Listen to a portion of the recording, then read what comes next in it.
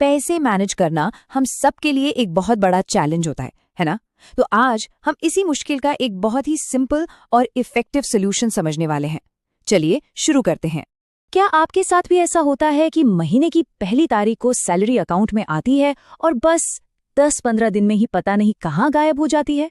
अगर हाँ, तो यकीन मानिए ये सिर्फ आपकी नहीं बल्कि हम में से ज्यादातर लोगों की कहानी है। हम में से ज्यादातर लोगों को यही लगता है कि हमारी इनकम कम है इसीलिए पैसे नहीं बचते। लेकिन असल प्रॉब्लम कम इनकम नहीं है, बल्कि पैसों को मैनेज करने का कोई सिस्टम ना होना है। अगर एक सही सिस्टम हो तो पूरी फाइनेंशियल पिक्चर ही बदल सकती है। और इसी प्रॉब्लम का सल्यूशन है एक बहुत ही सिंपल सा रूल, जिसे कहते हैं 50-30-20 रूल। ये एक ऐसा तरीका है जिससे कोई भी अपनी पूरी सैलरी को बड़े आराम से और इफेक्टिव तरीके से कंट्रोल कर सकता है। तो ये रूल आखिर काम कैसे करता है? देखिए, बड़ा सिंपल है। इसमें अपनी पूरी सैलरी को 3 हिस्सों में बांटना होता है। पहला है जरूरतें, दूसरा चाहते और तीसरा बचत। चलिए अब इन तीनों को थोड़ा डिटेल में समझते हैं। तो नियम के हिसाब से सैलरी का सबसे बड़ा हिस्सा यानी 50 हमारी जरूरतों के लिए होता है। ये वो खर्चे हैं जिनके बिना काम नहीं चल सकता, जैसे घर का किराया, महीने का राशन, बिजली पानी के बिल्स। इसके बाद आता है 30% हिस्सा, जो हमारी चाहतों के लिए है, मतलब वो चीजें जो लाइफ को थोड़ा और मजेदार बनाती हैं, जैसे कहीं घूमने जाना, कोई नया फोन लेना या शॉपिंग करना। और आखिर में आता है सबसे जरूरी 20% हिस्सा, हमारी सेविंग्स और इन्वेस्टमेंट के लिए। अच्छा, थ्योरी तो समझ आ गई, पर असल में ये काम कैसे करता है? इसको और भी आसान बनाने के लिए चलिए एक प्रैक्टिकल एग्जाम्पल देखते हैं।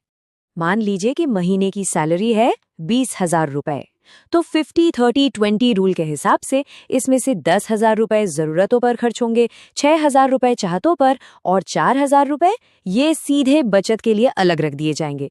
देखिए पैसों का हिसाब कितना साफ हो गया है, एकदम क्रिस्टल क्लियर। हाँ, पर एक बात याद रखना बहुत जरूरी है, ये कोई पत्थर की लकीर नहीं है। हर किसी की इनकम और जिम्मेदारियां अलग अलग होती हैं, तो आप अपनी सिचुएशन के हिसाब से इन परसेंटेजेस को थोड़ा बहुत बदल सकते हैं। हो सकता है किसी की जरूरतें ज्यादा हों तो वो 50 की जगह 60% रख सकता है। चलिए, यहाँ तक तो सब ठीक है, लेकिन अब हम इस पूरे सिस्टम की सबसे जरूरी बात पर आते हैं। वो एक आदत जो सच में फाइनेंशियल फ्रीडम की नींव रखती है। ये है वो गोल्डन रूल। सैलरी मिलते ही सबसे पहला काम बचत का हिस्सा यानी वो 20% अलग करना है, और खर्च हमेशा उस पैसे से करना है जो सेविंग निकालने के बाद बचा है। बस यही एक आदत है जो आपको फाइनेंशियली स्ट्रांग बनाती है। इस स्लाइड पर जरा ध्यान दीजिए, यहाँ फर्क बिल्कुल साफ है। ज्यादातर लोग गलती क्या करते हैं, वो पहले कमाते हैं, फिर महीने भर खर्च करते हैं और आखिर में जो बच जाता है उसे बचाने की सोचते हैं। जबकि सफलता का रास्ता ठीक इसका उल्टा है। कमाएं, पहले बचाएं और फिर जो पैसा बचे उसे खर्च करें।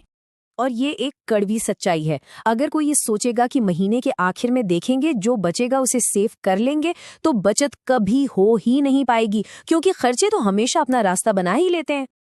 लेकिन निराश होने की बिल्कुल जरूरत नहीं है। हो सकता है शुरुआत में बचत की रकम छोटी लगे, लेकिन लगातार बचाने की आदत से यही छोटी रकम समय के साथ एक बहुत बड़ा अमाउंट बन सकती है। कहते हैं ना, बूंद बूंद से ही घड़ा भरता है। तो फिर इंतजार किस बात का? आज से ही इस नियम को अपनाना शुरू कर सकते हैं। अपनी सैलरी को 3 हिस्सों में बांटिए। सबसे पहले सेविंग को अलग रखिए और फिर देखिए कैसे धीरे धीरे आपको अपने पैसों पर पूरा कंट्रोल महसूस होने लगता है। अगर ये जानकारी काम की लगी और फाइनेंस से जुड़े ऐसे ही और टॉपिक्स को सिंपल भाषा में समझना चाहते हैं तो चैनल को सब्सक्राइब कर सकते हैं।